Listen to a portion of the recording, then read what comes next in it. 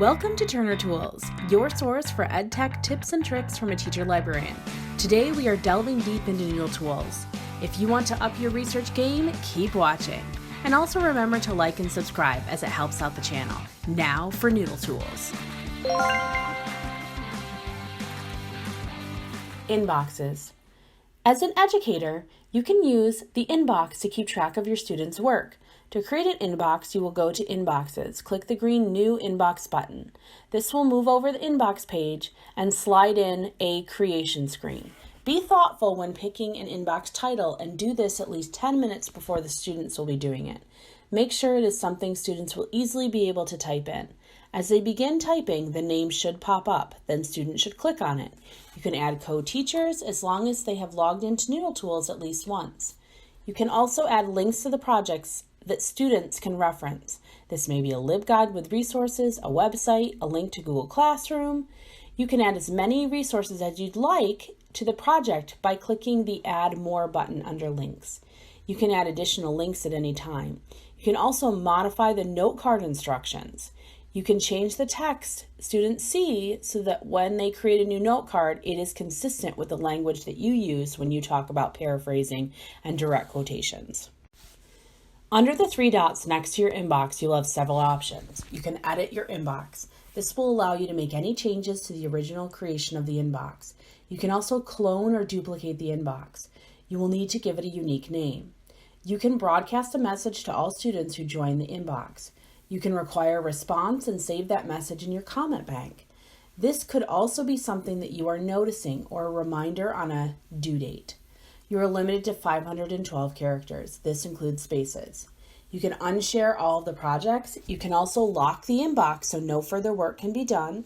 Finally, you can delete the inbox altogether. This does not delete the student's work. As a student, you can add a fellow student as a collaborator. As a result, students can work on projects together and have one project.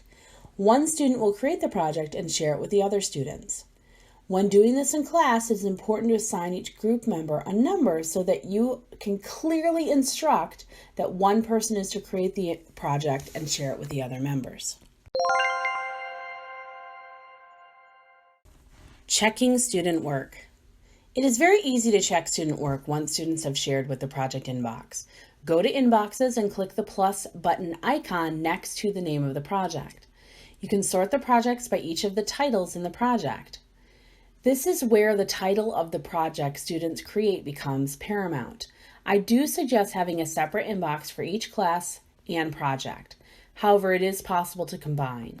In this case, I have a tester project for us to take a look at. I can see immediately how many sources and note cards have been submitted by each student. I can see the last time the student logged in. I can quickly go to the note cards by clicking on the orange button. This will show me tabletop view. I find using detail view to be much more helpful when leaving comments, so I will click detail view. I can then click on the note card and leave a comment.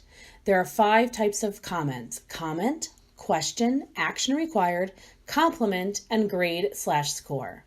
Once I leave a comment, I can require a response from the student or save it to my comment bank, like the announcement. By requiring a response, you can ensure that students see the comment. The difference between action required and response is the required response. Students will have to type for a response required. However, for action required, they will need to click the Done button. Comments. Student view. Students can see comments when they log in. How many new comments they have will be indicated by a red circle with the number of comments. As you can see on my screen, it's 3. It is very similar to any notification number on mobile devices. Students can click on comments in the navigation bar. This will show which project has the comments and bring them up on the right side of the screen.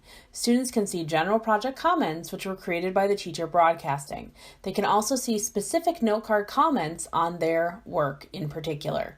Students can also see the comments by clicking on the drop-down.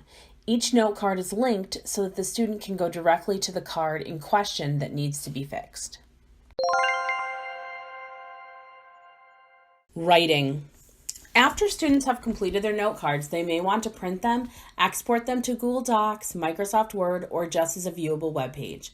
This can be done on the detail view under Note Cards. Once you see all of your note cards, you will need to select each one. Then you will get a pop-up. Click on Print and select how you would like to export the note cards.